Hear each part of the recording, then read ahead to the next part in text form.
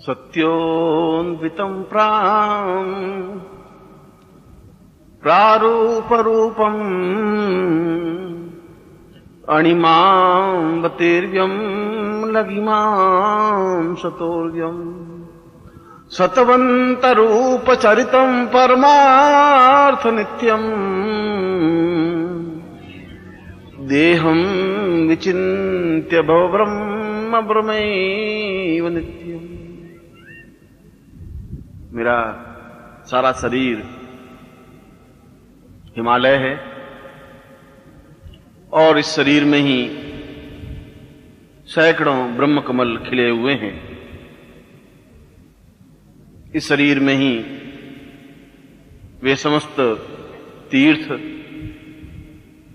वे समस्त वनराजी और वह समस्त जीवंत व्यक्तित्व है। आवश्यकता इस बात की है कि हम उन विशेष कुंजियों के माध्यम से हम अपने जीवन के उन स्थलों को पहचानें और जीवन के उन समस्त हिमालय को जागृत कर सकें, उत्तिष्ठ कर सकें, उत्तप्त कर सकें, जिससे कि हम अपने आप में पूर्ण ब्रह्म स्वरूप बन सकें और जीवन के उस असीम आनंद को अनुभव कर सकें जो हमारे जीवन का सत्य है। और मैं आपको ऐसा ही आशीर्वाद देता हूं कि आप अपने जीवन के सत्य को पहचान सकें। नवरात्रि के इस पर्व पर मेरा आधार मार्कंडेय पुराण और मार्कंडेय ऋषि के आतप्त शब्दों पर रहा है। मार्कंडेय अपने आप में ही अत्यंत सिद्ध योगी थे और इस श्लोक में उन्होंने अत्यंत ही गंभीर और गहन चिंतन प्रस्तुत किया है। ऊपर से देखने पर इस श्लोक में कोई विशेषता नजर नहीं आती। ऊपर से देखने पर तो इस श्लोक में ऐसा लगता है कि जैसे उस ऋषि ने, मार्कंडेय ने कहा है कि यह मेरा सारा शरीर हिमालय है और इस पूरे हिमालय के उस समस्त प्रदेशों को, पहाड़ों को, पर्वतों को, पठारों को, मैदानों को और ब्रह्म कमल को पहचान सकूं, उत्तप्त कर सकूं, उत्तिष्ठ कर सकूं, जागृत कर सकूं और जीवन के उन सत्यों को पा सकूं जिन सत्यों को ब्रह्म कहा गया है। यह इसका सरलार्थ है। मगर क्या इस श्लोक और इस सत्य को या इस चिंतन को स्पष्ट करने के लिए ही मार्कंडेय जैसे विचारशील व्यक्तित्व ने ऐसे श्लोक की रचना की? शायद इसमें और कुछ गूढ़ चिंतन है। और शंकराचार्य ने इसी श्लोक को आधार बना करके एक संपूर्ण ग्रंथ की रचना की जिसको ब्रह्म सूत्र कहा गया। एक श्लोक पर पूर्ण ब्रह्म सूत्र जैसे ग्रंथ की रचना की गई। अवश्य ही इस श्लोक में कुछ विशेष चिंतन है, उस विशेष चिंतन को हमें समझना चाहिए। मार्कंडेय ने कहा है कि हम और जो हम जिस प्रदेश में रहते हैं वह प्रदेश अपने आप में पूर्ण आर्यावर्त है। हमारा सारा शरीर अपने आप में आर्यावर्त है और इस शरीर को समझने की क्रिया अपने आप में अत्यंत महत्वपूर्ण है। सुबह मैंने प्रवचन में आपको एक सतोवन के बारे में समझाया और ये बताया कि स्वर्गारोहण अपने आप में ही जीवन की एक महत्वपूर्ण घटना है। यदि आप कभी बनारस जाएं या इलाहाबाद जाएं तो वहां दोनों स्थानों पर अक्षय वट है और वहां पर आज से 100 साल पहले उस अक्षय वट पर चढ़ करके व्यक्ति नीचे कूद करके अपने प्राणों को समाप्त कर देते थे, इसलिए कि वे अक्षय वट से कूद करके यदि मृत्यु को प्राप्त होते हैं तो सीधे स्वर्ग में जाते हैं, ऐसी उनकी मान्यता थी। और मीरा के एक गीत में कहा गया है कि करवत लूंगी काशी, मैं काशी में जाकर के अपने शरीर को कटाना चाहती हूं। वहां पर एक समय बहुत बड़ी आरी होती थी, जैसे लकड़ी को काटते हैं, और उस आरी पर व्यक्ति लेट जाता था और दूसरी आरी से पूरे शरीर को काट डालता था और उनकी ऐसी मान्यता थी कि इस प्रकार से भी स्वर्ग प्राप्त हो सकता है। मगर ये सब कुछ बाद में, भक्ति काल में ये सब तथ्य स्पष्ट हुए। सुबह मैं जो कुछ बता रहा था कि उस भगवती तपोपंथ, उस तपोवन में, उसके प्रसिद्ध और अद्वितीय मंदिर में जब मैं बैठा तो कुछ ऐसा लगा कि जैसे वास्तव में ही पूरा जीवन मेरे सामने साकार हो गया है। यद्यपि उससे पहले मैं अपने जीवन के कई ऐसे सत्य, जिनको हमने ब्रह्म सत्य कहा है, जिसको सूत्र सत्य कहा है, जिसको आत्म सत्य कहा है, जिसको वेदांत सत्य कहा है, जिसको तथ्य कहा है, उन सारे सूत्रों को, उन चिंतनों को, उन साधनाओं को मैं समझा था, उनके सूत्रों को समझा था, उनके भाष्यों को समझा था और उस नवाण मंत्र को पूर्ण रूप से आत्मसात किया था। मगर मैं आपको यह बात बताऊं कि नवाण मंत्र को पूर्ण प्रामाणिक ढंग से और चैतन्य ढंग से, सजीव ढंग से मैंने उसी मंदिर में समझा। यद्यपि इससे पहले उस दुर्गा सप्तशती को पूर्ण कंठस्थ किया था और इतना कंठस्थ था कि यह पूरा मार्कंडेय पुराण कंठ में समाहित था। आज भी उस मार्कंडेय पुराण को प्रारंभ से अथा से लगा करके इति तक मैं निश्चित रूप से सुना सकता हूं, एक ही सांस में। मगर इतनी साधनाओं के बाद भी इस छोटे से नवाण मंत्र की पूर्ण विराटता में नहीं समझ पाया था। उस विराटता का बोध मुझे उस मंदिर में ही हुआ। और क्यों हुआ? मैं सुबह एक बातचीत में, आपके प्रवचन में अंतर्गत एक बात, अपने तथ्य को, क्योंकि गुरु का तात्पर्य यह होता है कि अपने जीवंत और शाश्वत अनुभवों को अपने ही अनुभवों से पका करके, देख करके फिर अपने शिष्य के सामने स्पष्ट करें। और मैं सुबह इस बात को स्वीकार करने में मुझे कोई संकोच नहीं था कि मैं उस स्वर्गारोहण की जो सीढ़ियां, बर्फ की ऑटोमेटिकली सीढ़ियां हैं, उस सीढ़ियों पर चढ़ने का मैंने प्रयास किया। यह देखा कि कितना चढ़ सकता हूं। यदि स्वर्ग है तो वास्तव में स्वर्ग है या केवल क्या तथ्य है, और ये सीढ़ियां प्रकृति की बनी हुई हैं तो कितनी सीढ़ियों पर चढ़ सकते हैं। एक आदमी की जिजीविषा होती है, एक आदमी की अदम्य भावना होती है, लालसा होती है, एक इच्छा होती है, और इच्छा के वश में होकर के, अपनी भावनाओं के वश में होकर के वह सब कुछ करने की कोशिश करता है। और मैंने कहा कि सुबह एक सीढ़ी पर तो मैंने पांव रखा और अपने पूरी ताकत, अपनी पूरी क्षमता, आप कल्पना करें कि उस समय जवानी का पूरा प्रवाह मेरे साथ था, पूरा जोश था, और उस पूरे प्रवाह और जोश के साथ में दूसरी सीढ़ी पर चढ़ा तो सही, मगर तीसरी सीढ़ी पर नहीं चढ़ पाया। मुझे इस बात को स्वीकार करने में कोई संकोच नहीं है। मैं आपको ऐसा नहीं कह सकता कि 15 सीढ़ी चढ़ गया, 20 सीढ़ी चढ़ गया, मैं चढ़ ही नहीं पाया। और मेरे मानस में एक चिंतन आया कि ऐसा क्यों हुआ, क्या बात है, क्यों नहीं चढ़ पा रहा हूं। जब मैं इतना पूरे 27 मील के हिमखंड को पार करके जब मैं यहां आ सकता हूं, और ऐसे हिमखंड जो बिल्कुल 2-2 क्षण में टूटते हैं, जो सूर्य की गर्मी पड़ती है तो खड्ड बन जाते हैं, और ऐसे खड्ड कि पीछे भयंकर खड्ड है, और हम जिस उस बर्फ के टीले पर, बर्फ के प्रदेश पर हैं, वहां से आगे चल रहे हैं और दूर से आगे खड्ड बन जाता है। न आप पीछे जा सकते हैं, न आगे जा सकते हैं। बिल्कुल एक ऐसी स्थिति में जहां पर व्यक्ति को महसूस होता है कि मृत्यु क्या है, जीवन क्या है। वह निरंतरता का बोध कराता है, और इसीलिए कहा है कि हिमालय ही बोध करा सकता है कि मृत्यु क्या, कितनी दूरी पर है। मगर जो भूखंड, जो हिमखंड एक क्षण में अलग हो जाते हैं, दूसरे भूखंड जुड़ भी जाते हैं। यदि आप उस टूटते हुए बर्फ के टुकड़ों को देखें और जुड़ते हुए देखें तो अपने आप में एक अनुभव है। तो 27 मील उस भूखंड को जो पार कर सके, देख सके, और उस तपोवन को, उस तपोपंथ को देख सके, उस मंदिर की और ऋचाओं को सुन सके, वह क्यों 2 सीढ़ी के बाद ही तीसरी सीढ़ी पर नहीं चढ़ पाया। और मुझे उस दूसरी सीढ़ी पर पांव तो रखा, पूरे शरीर को भी खींच करके डाला अपने पूरी ताकत के साथ। ऐसा तो क्या है, ऐसा क्या हो गया है? मगर ऐसा लगा कि जैसा मेरा शरीर 5000 मण वजन का हो गया।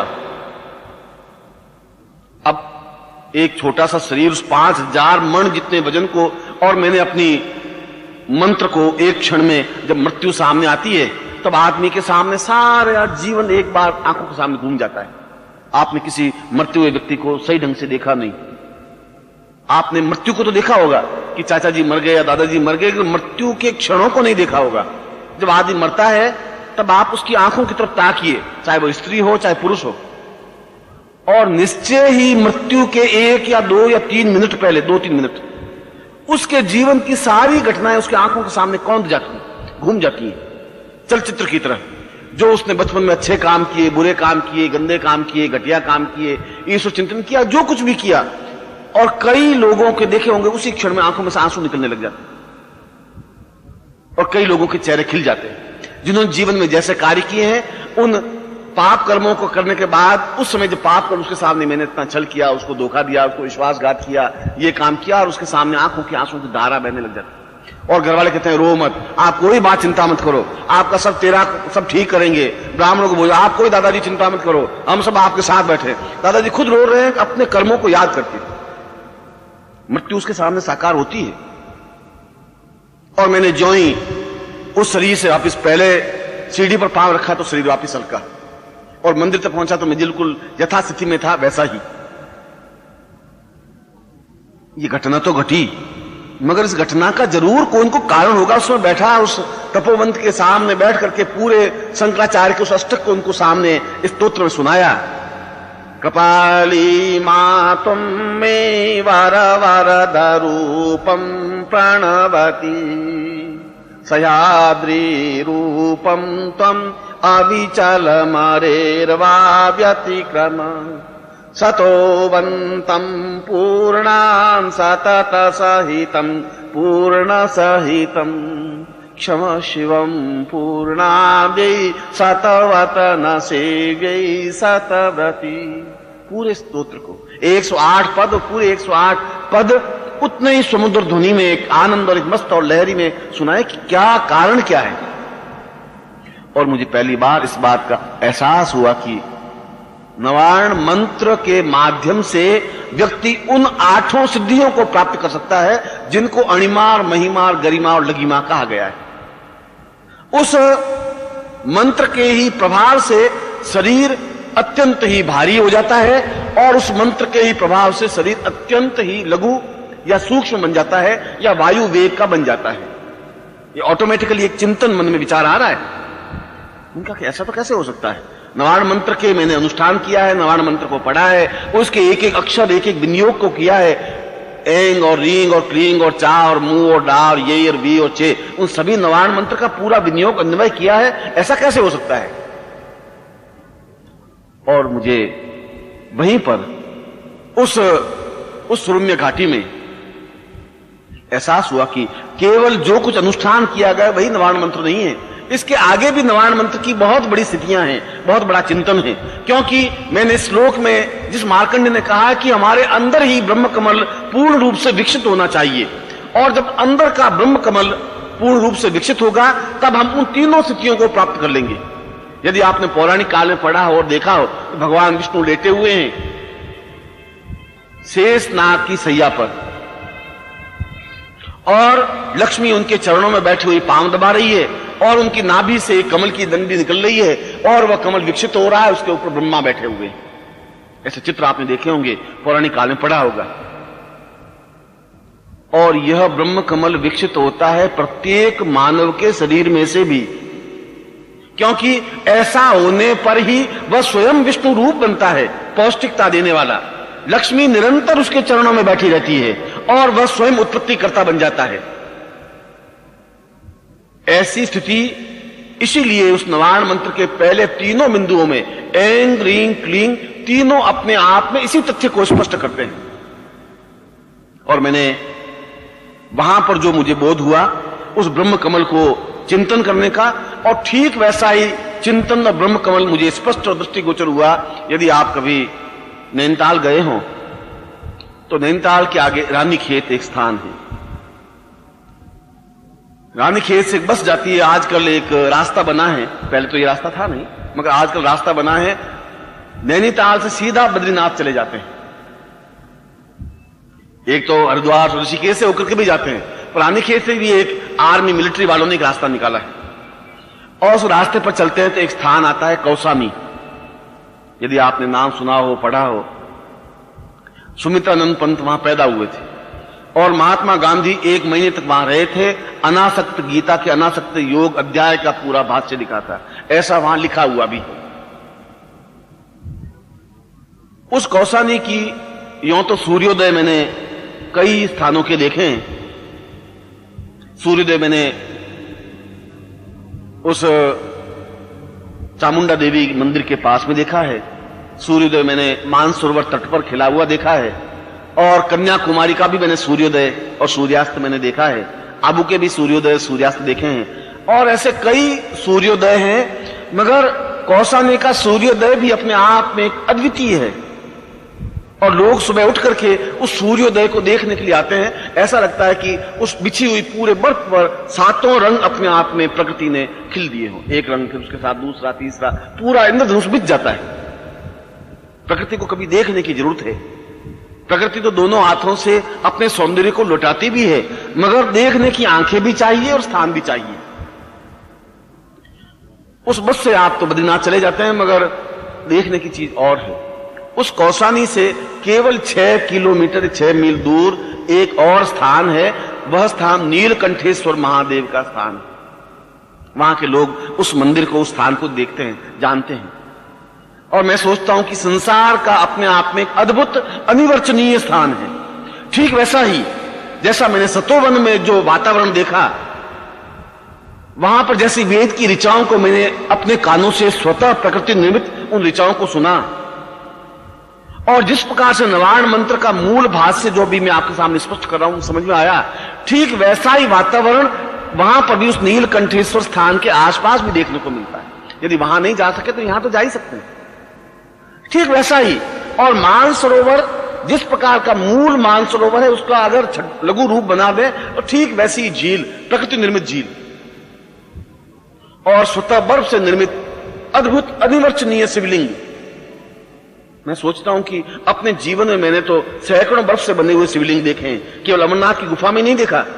इसके अलावा भी उस राक्षस ताल के पास भी शिवलिंग बना हुआ देखा है, जो रोज बनता है, 51 फुट 52 फीट ऊंचा, और रोज मिटता है। कहते हैं कि रावण स्वयं राक्षस ताल के पास बैठ करके उस भगवान शिवलिंग, बर्फ के शिवलिंग को बनाता है, पूजन करता है, रोज विसर्जित करता है। और ऐसे मैंने शिवलिंग देखा है उस मानसरोवर के पास, राक्षस ताल के पास।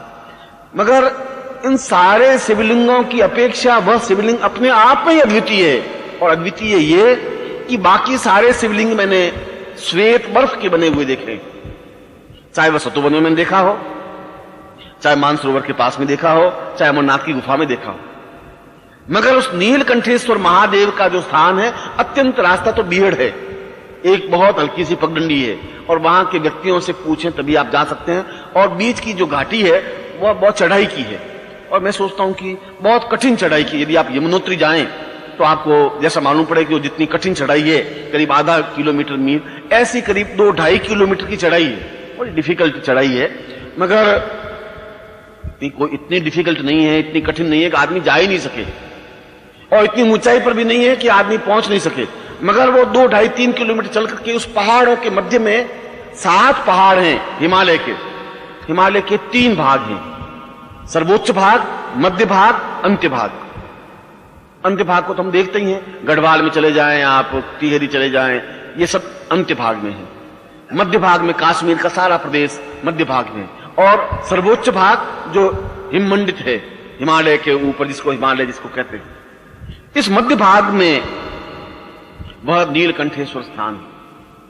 वहां के लोग उसको नीलाउत कहते हैं। यदि आप नीलकंठेश्वर महादेव पूछेंगे तो कोई नहीं बता पाएगा, मगर वहां नीलाउत कहते हैं। और यदि पूछें वहां कौसानी को कि हमें नीलाउत जाना है, तो 4 बार तो वो आपको देखेंगे, फिर आपके शरीर को और आपके पैरों को और आपके हाथों को देखेंगे, फिर वो कोई चलने के लिए तैयार हो जाए तो चलने के लिए तैयार हो जाए, मगर जाना तो जरूर चाहिए जीवन में।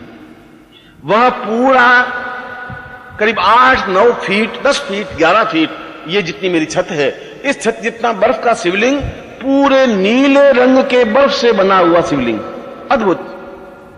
अपने जीवन में मैंने देखा नहीं है। मैंने तो स्विट्जरलैंड में भी, जहां पर कि टिटनिस ले जाते हैं, वहां पर भी उस शिवलिंग को देखा है, बर्फ के बने हुए स्वतः, जहां बर्फ प्रकृति काम करती है, वहां भी बनते हैं। मगर बर्फ तो स्वच्छ होती है, सफेद होती है, नीले, बिल्कुल नील वर्ण का, जैसे आपने माला देखी, बिल्कुल ऐसा। और ऐसी बर्फ, उसके आसपास का सारा प्रदेश सफेद है, सारी भूमि सफेद बर्फ से ढकी हुई है, सारा बर्फीला रास्ता है। मगर वह नीलकंठेश्वर अपने आप में पूरे नीले रंग का शिवलिंग अपने आप में अद्भुत अनिवर्चनीय है। मैं सोचता हूं कि बहुत दूर नहीं है, नैनीताल तो आपके पास में, और कौसानी तक बस जाती है, और 6 मील का ही तो रास्ता है, कोई बहुत अत्यंत वियर्ड रास्ता भी नहीं बता रहा हूं। मगर आप देखें इसकी विशेषता एक और, वह तो है ही, मगर उसकी विशेषता यह है कि वहां जब आप बैठे तो स्वतः ध्यानस्थ प्रक्रिया बन जाती है और कहीं नहीं बन सकती, तपोवन में भी नहीं बनती। स्वतः ध्यानस्थ आप बैठे और बैठते डूब जाते हैं, अपने ध्यान में लीन हो जाते हैं। मेरी बात सुनकर के शायद आपको कितना भरोसा आएगा, मगर मेरी राय में आपको अपनी जिंदगी में इस चीज को तो देख ही लेना चाहिए। मानसरोवर तो कभी भाग्य हो और जाए, सतोवन तो कभी आपका सौभाग्य उदय हो तो जाए, मगर यह तो बहुत सीधा साधा रास्ता है। वहां पर आदमी अपने आप में ध्यानस्थ हो जाता है। और सबसे बड़ी बात कि उन अद्भुत ऋचाओं को, जो शिव से संबंधित ऋचाएं हैं, वे ऋचाएं अपने आप में पूरी कानों में सुनाई देती है। ओम नमः संभवाय च मयो भवा या च नमः शंकर, सीधी ऋचाएं। और जब मैं वहां बैठा, वह जो मेरे साथ ग्रामीण था, उस ग्रामीण ने काफी ही हृदय करने के बाद तो मुझे ले गया। मैं तो बहुत पहले की बात बता रहा हूं। उस ग्रामीण को मैंने कहा तुम बैठो, मैं उस मंदिर के, उसने कहा कि मंदिर में जाओगे तो मर जाओगे आप, स्वामी जी आप अंदर मत जाओ। मैं क्यों मर जाएंगे? उनका यहां मर जाते हैं, बख्श लेते हैं, यहां पर इनके गण हैं, वे गण आदमी को खा जाते हैं। मैंने कहा कि अगर भगवान शिव मुझे बख्शण ही कर लें तो इससे बड़ा तो जीवन का कोई सौभाग्य ही नहीं होगा। मैं कहा तुम बख्शण करने दे। उसने मेरा हाथ पकड़े, मैं उसको खींचूं, वो मुझे खींचे, वो सोचे कि ये बेचारा सन्यासी मर जाएगा, ये मूर्ख है, गधा है, समझता नहीं है। मैं उसको कह रहा हूं कि मैं इस नील वर्ण कंठ को देख के अगर मैं पास में नहीं बैठूं तो जीवन का कुछ मकसद नहीं। और मैंने उसको पूछा, मैंने कहा ये आवाजें सुन रहे हो तुम? अब उसको ये ऋचाओं का तो कुछ ज्ञान था नहीं, जीवन में उसने मंत्र सुने नहीं थे, मगर उसने कहा कि यहां पर ऊपर मार्ग से यक्ष, जो भगवान शिव के जो गण हैं, वे घूमते रहते हैं और आपस में लड़ते रहते हैं, उनकी आवाजें। वो अपने ढंग से बात है, क्योंकि वहां पहाड़ी लोग तो 2-2 मिनट में लड़ते हैं, वो एक दूसरे से लड़ते हैं। और ये बात भी डेफिनेटली मैंने देखा है। एक और बात कि वहां पर उस नीलकंठे पर जाने पर मुझे 4-5 बार जाने का मौका मिला, कोई एक बार ही नहीं, मैं तो उसकी घटना बता रहा हूं। उस रास्ते पर 6 मील के रास्ते में करीब 4.5 मील या 5 मील तक जाते हैं तो बीच में एक टुकड़ा आता है करीब 1000 गज का। पूरा रास्ता करीब 1 मील तो पूरा बर्फीला ही रास्ता, पहाड़ी रास्ता है, बर्फ का रास्ता है। मगर वो जो 5 या जो 2 फरलांग जितना रास्ता है, वो रास्ता ऐसा है, उस रास्ते पर पांव रखते पूरा शरीर क्रोधित हो जाता है गुस्से में। एक बार मेरे साथ 4-5 ग्रामीण थे और वे किसी अपनी मनोती जब मानते हैं और जब उनकी मनोती पूरी हो जाती है तो फिर 2-2, 4-4 के झुंड में जाते हैं, क्योंकि एक झुंड में जाने पर वो गण उनको खा जाते हैं। ऐसे क्योंकि उस समय बड़े ही भालू और रींछ और शेर और व्याघ्र बहुत अधिक थे और किसी समय भक्षण हो जाता था। शायद उसी डर के मारे ग्रामीणों में यह आस्था, यह चिंतन रहा होगा। मगर मैंने यह देखा कि दूसरी बार मेरे साथ 5 लोग थे ग्रामीण और वे कोई मनोती के लिए जा रहे थे। मैं भी सन्यासी था, मैंने कहा चलिए चल रहे हैं, और मैं उनके साथ चल रहा था। और उस 2 मीटर के टुकड़े में इतना क्रोध आता है कि आपस में लड़ने लग जाते हैं। और वो ही लड़े, मुझे भी क्रोध आता, मैं भी उनको 1-2-4 थप्पड़े लगा रहा था और वो मेरा पकड़ रहे हैं। और जो ही वो टुकड़ा पार करते हैं सोचते मैं क्या कर रहा हूं, ये क्या पागलपन है, इनको थप्पड़े क्यों लगाइए। और वो भी सोच रहे हैं सन्यासी आपने थप्पड़े क्यों मारी मुझे।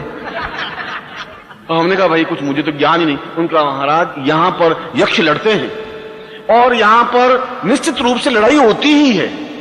उनकी शुरू में जो बातचीत उनके थे, वहां गुरु जी वहां लड़ाई होती है सन्यासी जी, और वहां कुछ नहीं, आदमी अकेला हो तो अपने को खुद पीटने लग जाता है, मरने लग जाता है, मर जाता है, बर्फ के ढेरों को फोड़ने लग जाता है।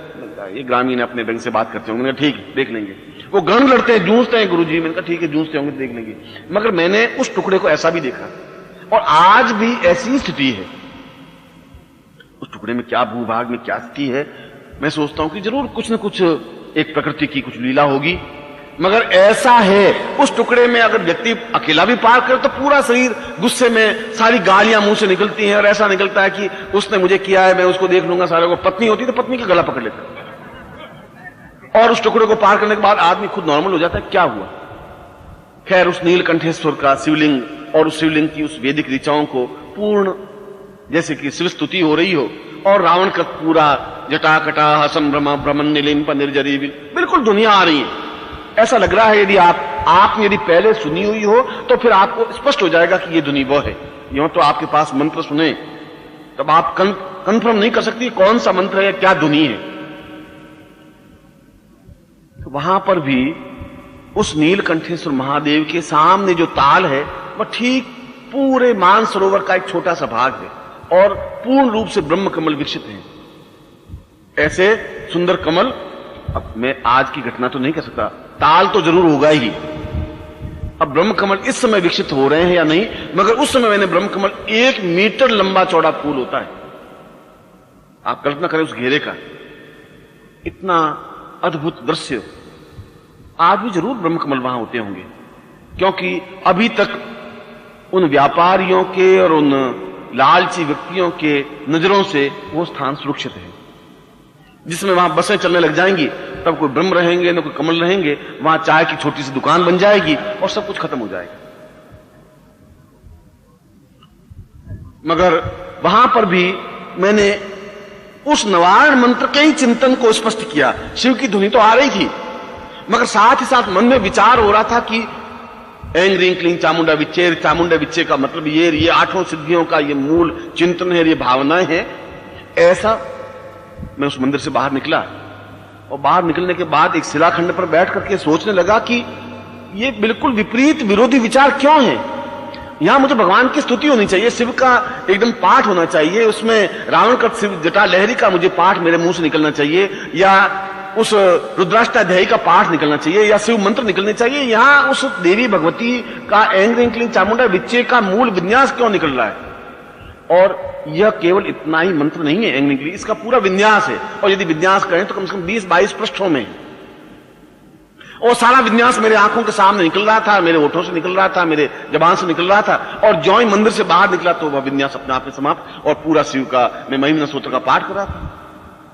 नमन्ते पारन्ते परम विदुषो यदस्या असित गिरिशमं स्यात् कजलम सिंधु पात्रेश्वर शाखा।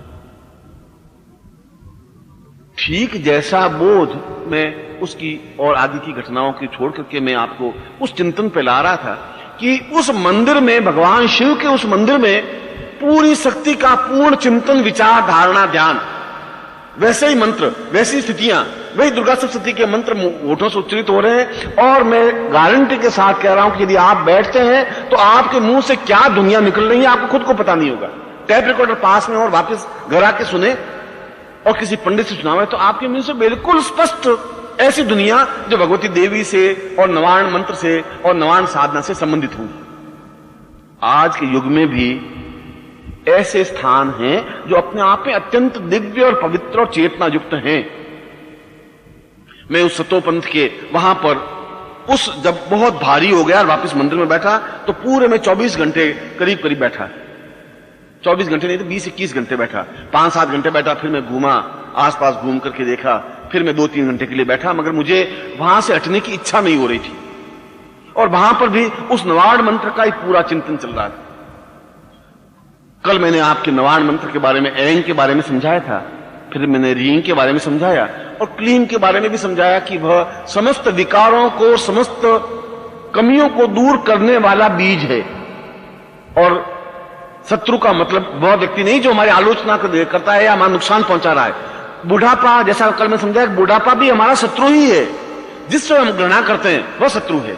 बुढ़ापे से कोई प्यार नहीं करता, सफेद बालों से कोई प्यार नहीं करता, कमजोर शरीर से कोई प्यार नहीं करता, रोग से कोई अटैचमेंट नहीं रखता।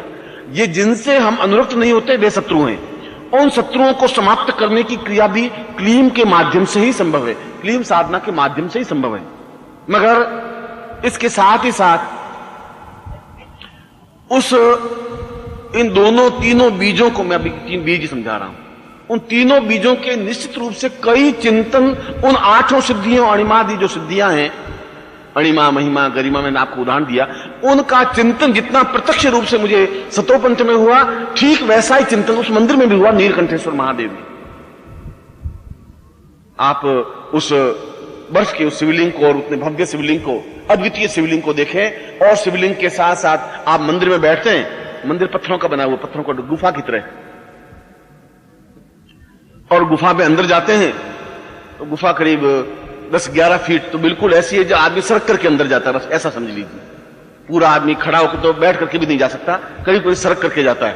और आगे इतना बड़ा भूखंड खुला हुआ कि उस मंदिर है, शिवलिंग है और भव्य अद्वितीय, ऊपर से आकाश खुला हुआ है। मगर वहां पर भी उसी देवी का चिंतन और विचार और धारणा ही निकलती है। उस ऐं ह्रीं क्लीं, देखिए अब आपकी इसकी उच्चारण ध्वनि, एंग, रींग, क्लींग। मैं ग की ध्वनि के साथ उसकी बात बता रहा हूं। यो ये तीनों बीज 52 ध्वनियों के साथ उच्चारण होते हैं। एम रीम क्लीं, एंगंग रिंग क्लीं, आंग रिंग रिंग क्लीं, एंग रिंग क्लीं। कई प्रकार की इनकी ध्वनियां हैं और ध्वनि से ही किसी का चिंतन होता है। मैं अगर अमेरिका में जाऊंगा तो बिल्कुल दूसरी दुनिया कहनी पड़ेगी, वास्तव नहीं, ऐसा बोलना पड़ेगा। मैं पूछूं आपका शुभ नाम क्या है, बस अब वहां ध्वनि बिल्कुल मुझे दूसरी बोलनी पड़ेगी, वो ध्वनि वहां काम करेगी। आपकी यहां की दुनिया है, यहां पूछना पड़ता है कि आपका शुभ नाम क्या है, ये दुनिया यहां बिल्कुल सही है। और वहां पूछूं आपका शुभ नाम क्या है, अब ये दुनिया वहां काम नहीं करेगी। तो अलग अलग स्थानों के लिए, अलग अलग कार्यों के लिए एक ही चीज को अलग अलग ध्वनियों के साथ उच्चारण करना पड़ेगा। मैं आपको एक स्थूल उदाहरण देकर समझा रहा हूं। उसी प्रकार से मूल रूप से उस नवार्ण मंत्र की 52 ध्वनियों के साथ 52 प्रकार के कार्य सिद्धि की जाती है। आपके लिए महत्वपूर्ण है कि उसकी ग की ध्वनि के साथ उच्चारण किया जाए, एंग रींग क्लींग। यह तो आगे की स्थिति है कि आप कितने शिष्य बनते हैं, कितने उस गुरु के पास जाकर के क्या कुछ प्राप्त कर सकते हैं, यह तो उसके ऊपर है। मैंने कहा कि शिष्य की सीमा अनंत है और गुरु अगर देने वाला हो तो अनंत है, मगर उसका आनंद, उसकी अनिर्वचनीयता अपने आप में अद्भुत है।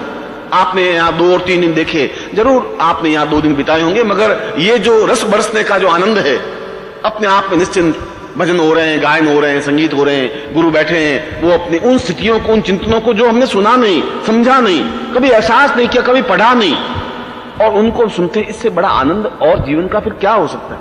क्या बच्चे पैदा करने में आनंद आता है? क्या उनको लूट मार करके 4 रुपए कमाने में आनंद आता है? वो आनंद नहीं है, वह तो तृष्णाएं हैं जो दौड़ धूड़ करके इकट्ठा कर। कल भी मैंने समझाया कि उसको इकट्ठा करने में आप उसका क्या आनंद ले रहे हैं। मैंने तो उस धन को मान लो एकत्र किया, उस धन के माध्यम से अपने शिष्यों को फिर कन्याकुमारी तक ले गया, रामेश्वरम तक ले गया, अमरनाथ गुफा तक ले गया, और मैं सोचता हूं कि भारतवर्ष में कोई तीर्थ नहीं रहा होगा जहां अपनी पत्नी को नहीं ले गया, बच्चों को नहीं ले गया। अमेरिका में तो उस धन का उपयोग कर रहा हूं। मगर आपको भरोसा नहीं हो तो यहां पर 2 किलोमीटर दूर चांदपौड़ एक स्थान है जहां 5000 सिमाली के घर हैं, मेरी जाति के ही है, मैं तो उनकी बात कर रहा हूं। कोई मुझे आलोचना करने में कोई संकोच नहीं, अपनी न्यूनताओं और विशेषताओं को। और उनके पास भी 4-4, 5-5 लाख रुपए होंगे, क्योंकि पूर्वजों से संचित धन इकट्ठा होता रहता है, खर्च वो करे नहीं। और शाम को ये गमछा फटा हुआ ये पहन करके बैठे रहते हैं, क्योंकि धोती फट जाएगी, वापस पहन के कल जाना पड़ेगा, और ऐसा बैठे रहते हैं। और आज सब्जी लाएंगे, 3 दिनों तक उसी सब्जी को पका पका खाते रहेंगे। वो धन का क्या यूज, क्या धन? और आप जो कुछ धन एकत्र कर रहे हैं, अगर आप उसका आनंद नहीं उठा पाए, आप कौसामी जिंदगी में जावे ही नहीं, तो फिर आपके उस धन को आप इकट्ठा करके करेंगे भी क्या? यूटिलिटी क्या होगी? यह जीवन तो अपने आप में कोई बहुत बड़ा मूल्यवान और महत्वपूर्ण नहीं है। जीवन में जो कुछ प्राप्त कर सके वह महत्वपूर्ण है। और अपने प्रयत्नों से, मैंने आज से 3 साल पहले यात्राएं करवाई थी, 2 बार 3 बार यात्राएं करवाई, अमरनाथ की भी, रामेश्वरम की भी, कन्याकुमारी की भी, बद्रीनाथ की भी। मैं 2 साल यात्राओं पे जा नहीं सका, आप लोग भी जा नहीं सके। आप अपने प्रयत्नों से जाएं, अपने जीवन को देखें, उस सत्य का उद्घाटन करें। और मैं उस नवार्ण मंत्र की व्याख्या को, जो मूल उस मार्कंडेय पुराण के श्लोक की बात कर रहा हूं, मैं तो एक श्लोक पर बात कर रहा हूं, एक श्लोक की एक पंक्ति पर बात कर रहा हूं कि श्लोकों में कितना गूढ़ चिंतन है जिसको समझने की जरूरत है। वो कह रहे हैं कि वो ब्रह्म कमल हमारे अंदर विकसित है, उसको प्रस्फुटित करने की जरूरत है। कैसे करें प्रस्फुटित? अगर हमारे अंदर है ब्रह्म कमल तो प्रस्फुटित कैसे करें? और यदि उसने कहा है कि ब्रह्म कमल है, ये तो हमने भगवान विष्णु की नाभि से निकलते हुए देखा है, उस चित्रों में देखा है। और इसका मतलब है कि नाभि के माध्यम से उस नवीन सृष्टि का निर्माण हो सकता है, जैसा कि विष्णु ने किया। और विष्णु का नाम है पुरुषोत्तम, और आपका नाम है पुरुष। और उस एंग रिंग क्लींग साधना का मूल तत्व तो समझ लेंगे तो आप पुरुषोत्तम बन जाएंगे। इतना ही तो है। उस सामान्य व्यक्ति से ऊपर की स्टेज वाला व्यक्ति है, उसको पुरुषोत्तम कहते हैं। यह श्रेष्ठ, यह उत्तम, यह सर्वोत्तम, यह पुरुष, यह पुरुषोत्तम। अगर आप सामान्य पुरुष हैं तो आप पुरुष हैं, मगर पुरुषोत्तम बनने के लिए आपको शिष्य बनने की जरूरत है। वैसा शिष्य जहां कुछ ग्रास्प कर सकें, पा सकें, वहां हिसाब किताब नहीं कर सकें। और हिसाब किताब करके क्या प्राप्त हो सकेगा, क्या हो जाएगा, उस जीवन का आनंद ही क्या है। उन सारी स्थितियों को हम जीवन में देखें, नहीं देखें तो गुरु के साथ जाएं, गुरु को पकड़ के ले जाएं, खुद जाएं, मगर उन चीजों को देखें, उस सत्य का साक्षात्कार कर सकें, उसका एक आनंद ले सकें। जैसा आप आनंद ले रहे हैं, यह भी जीवन का एक आनंद है। यहां पर तृष्णाएं नहीं है, यहां सुख भी नहीं है। सुख तो आपको मिल ही नहीं रहा है, यहां मैं आपको सुख नहीं दे रहा हूं। आप वहां बैठे, हवा आपको नहीं मिल रही है, पंखा मैंने लगाया नहीं, आपके लिए मैंने बहुत बहुत अच्छी तरह से शरबत और दूसरे बिस्कुट और डबल रोटियां नहीं रखी हैं, ठंडे पानी की बोतलें नहीं है, फ्रिज आपके पास नहीं, सुख की सुविधाएं मैंने नहीं दी है, मैंने आपको आनंद की सुविधाएं दी हैं। और आनंद जीवन का मूल धर्म है, मूल चिंतन है, मूल विचार है। यदि हम आनंद प्राप्त कर सके, मूल दे सके, और उन एंग रींग क्लींग के तीनों बीजों को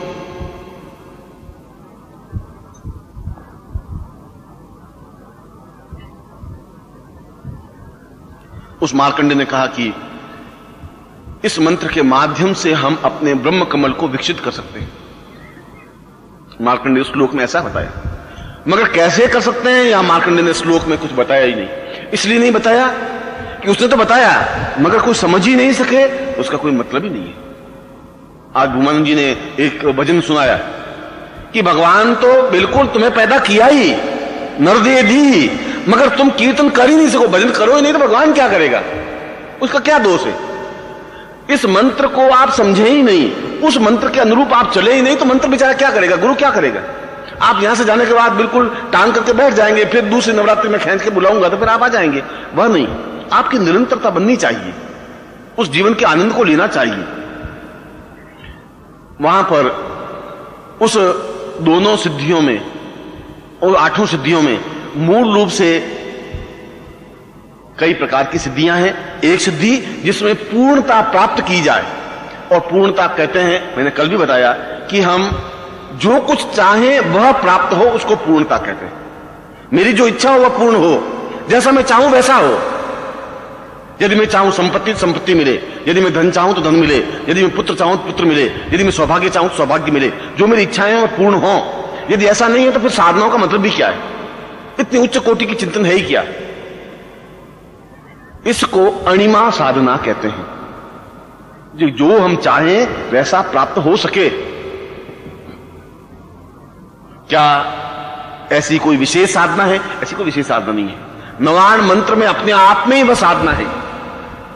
और कल भी मैंने आपको बताया कि मैं इस पूरे नवरात्र शिविर में आपके सामने 1-2 बातें और रख देता हूं कि बहुत अधिक एक्स्ट्रा साधनाएं नहीं करवाऊंगा इन 9 दिन में। अब आगे 1 या 2 साधनाएं करवाऊंगा, इसलिए बहुत अधिक आप विचलित और चिंतित नहीं हो।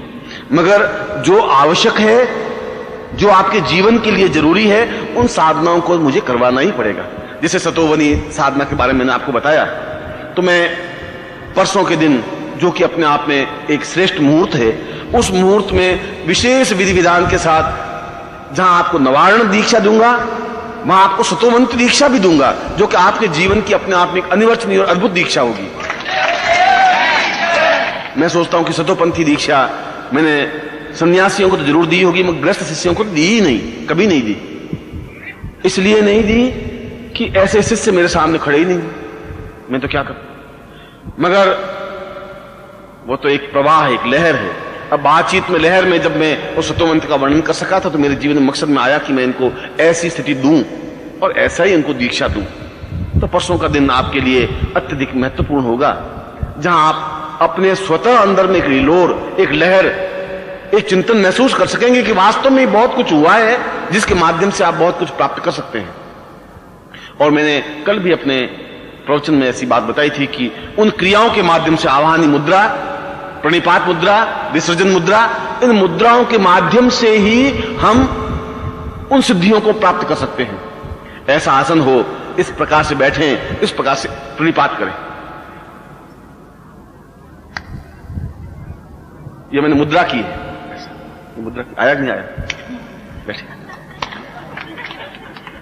मुद्रा के माध्यम, मैंने बोला ही नहीं, मैं तो मंत्र ही नहीं बोला हूं, इसका नाम ही नहीं उच्चारण, केवल मुद्रा की है। अब आप कहते हैं मुद्राओं का प्रभाव पड़ता ही नहीं, मैं तो आपके सामने प्रैक्टिकल दे रहा हूं, मुद्राओं का प्रभाव पड़ रहा है। मुद्रा देवताओं को आवाहन करने के लिए भी मुद्रा की जरूरत है। मुद्रा का मतलब है एक तरीका, एक सिस्टम। और उस अणिमा सिद्धि को भी प्राप्त करने के लिए मुद्रा की जरूरत है। उसको अणिमा मुद्रा कहते हैं। उस अणिमा मुद्रा के माध्यम से उस नवाण के बीजों का उच्चारण किया जाए तो जीवन में जो कुछ चाहते हैं वो प्राप्त होता ही है। और ऐसा तब हो सकता है जब आपके कंठ में, आपकी सरस्वती में, आपकी जबान में आशीर्वाद देने की क्षमता आ जाए, श्राप देने की क्षमता आ जाए। दोनों ऐसा ही होगा, जहां ऐसा होगा ऐसा हो जाए। ऐसा तब हो सकता है जब आपके पास अणिमा सिद्धि हो। अणिमा सिद्धि भी नवाण मंत्र के माध्यम से ही संभव है।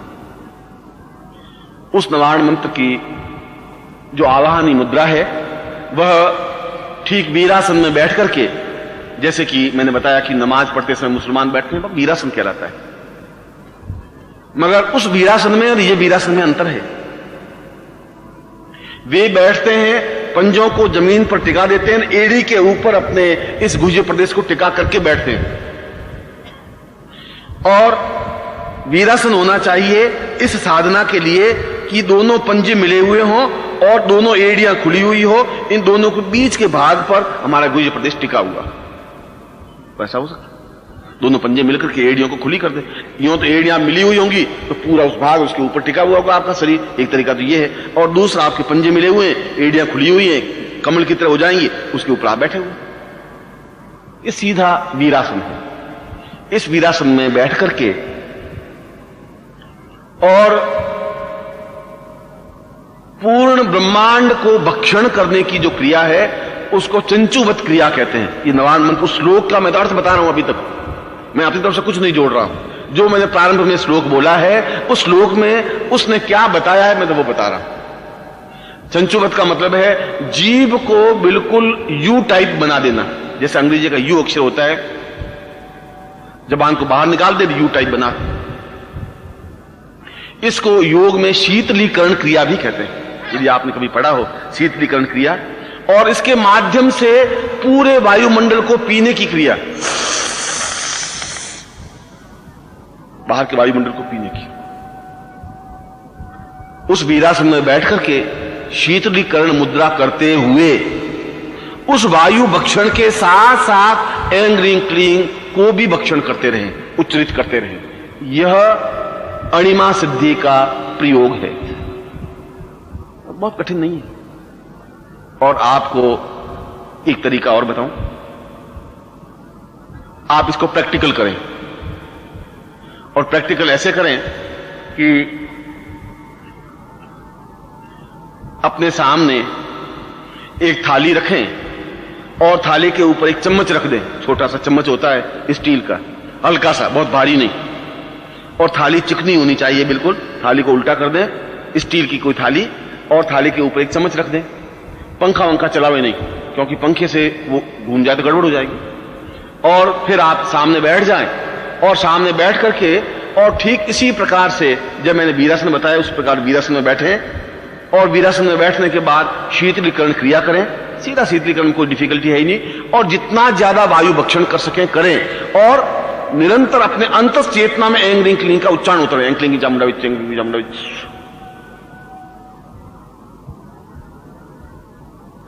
और ऐसा आप 10 मिनट करें। सांस लें, फिर वापस शीतलीकरण करें। मंत्र, उस मंत्र को अंदर लेना। वायु का जो फैला हुआ है इस पूरे ब्रह्मांड में, यह पूरा मंत्र फैला हुआ है। ऐं ह्रीं क्लीं कोई किताबों पर नहीं, किताबों में तो मैंने पढ़ा ही नहीं, किताबों पर लिखा हुआ ही नहीं, वो तो हमने लिखा है। आखिर ये मंत्र आया कहां से? ये वेद की ऋचाएं कहां से आई? और मैंने कहा था प्रकृति ने इन वेद की ऋचाओं को उन ऋषियों को दी, ऋषियों ने अपने मुंह से निकाली, आगे के शिष्यों ने कागज पर लिखी। ऋषियों ने ऋचाओं का कोई लेखन नहीं किया था। और इस मंत्र को भी, नवाण मंत्र को भी किसी ऋषि ने नहीं उच्चारण किया है, क्योंकि फिर तो विनियोग में होना चाहिए कि अमुक ऋषि का इसने इसको ऋचाओं को पाठ किया, इस मंत्र को लिया और फिर विन्यास किया। विनियोग में तो है ही नहीं, नवाण का तो कोई विनियोग ही नहीं है। इसका मतलब है कि यह प्रकृति के द्वारा प्रदत्त मंत्र है। और जो ये वायुमंडल में फैला हुआ मंत्र है उस मंत्र को हम अपने अंदर सिंचित कर रहे हैं उस शीतलीकरण के माध्यम से। उस जबान को बाहर निकालें और बाहर निकाल के उस यू टाइप बना दें और उस वायु को पीते हुए उस मंत्र को भी उच्चरित करते रहें। और फिर सांस लें, क्योंकि आप बहुत लंबा सांस नहीं ले सकते। फिर सांस लें, फिर खींचे, करीब करीब 10 मिनट करें। और 10 मिनट करने के तुरंत बाद उस चम्मच की और पूरा ध्यान एकत्र करते हुए कहें कि चम्मच घूम जाए, चम्मच घूम जाए। आप करके देख लें। चम्मच को घुमा सकते हैं तो आप थाली को भी सरका सकते हैं आगे जाकर के। जितना आप उस मंत्र को आत्मसात करेंगे, जितना आत्मसात होगा उतना ही ब्रह्मकमल विकसित होगा। जितना ब्रह्मकमल विकसित होगा उतनी आप में आशीर्वाद शब्द कहने की क्षमता होगी। आशीर्वाद और श्राप कुछ भी नहीं। यदि आप जाएं तो उस भाषा को आप भी सुन सकते हैं, उन वेद की ऋचाओं को, उस चिंतन को। यदि आपको मार्कंडेय पुराण के श्लोक याद है तो उसका अन्वय आपके कानों में पड़ेगा तो आपको समझ आएगा कि ये कहां से आवाज आ रही है। आप बाहर खड़े होंगे, कोई आवाज नहीं कर रहा है। अणिमादि सिद्धियां कोई बहुत गोपनीय सिद्धियां नहीं है, मगर यदि आप रोज 10 मिनट का प्रैक्टिस करें और देखें तो आप अपने आप में निरंतर रोग मुक्त होते जा रहे हैं। दवाइयां लेने की जरूरत नहीं है। मैं आपको उदाहरण दूं कि ये बंबई इसका गवाह है। आज से 6 महीने पहले मैं बहुत ज्यादा बीमार था, मेरी किडनी बहुत गड़बड़ हो गई। वहां के बहुत अच्छे डॉक्टर हैं, उन्होंने मेरा चेकअप किया और उसका किडनी का ठेठ पूरा ऑपरेशन करके लोहे का इतना टुकड़ा अंदर डाल करके और किडनी का एक पीस बाहर निकाला, जिसको बायोप्सी कहते हैं, और कहा कि आपकी किडनी डैमेज है। यदि आपने थोड़ा बहुत भी काम किया तो किडनी फेल हो जाएगी।